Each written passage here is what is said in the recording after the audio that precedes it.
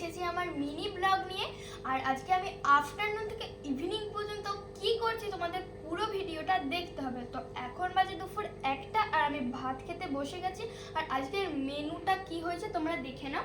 তো এখানে ভাত, স্যালাড, একটা চচ্চড়ি, ডাল, বাটার পনির, ইলিশ মাছ। আমি এখন খাই। তো আমার ভাত খাওয়া কমপ্লিট হয়ে গেছে, আমি এখানে এখন রেস্ট নিচ্ছি। আর আমার আজকে ঘাটাল পার্কে ফটোশ্যুট রয়েছে, আমার দিদি আমাকে এখানে রেডি করিয়ে দেবে। আমি এক্ষুনি বাড়ি থেকে বেরিয়ে যাব। তো তোমাদের সাথে দেখা হচ্ছে আমার ফাইনাল লুকে। আমার ফাইনাল লুক, আর আমি এখন চলে এসেছি ঘাটাল পার্কে। আর আমাকে কেমন লাগছে তোমরা কিন্তু কমেন্টে অবশ্যই জানাবে।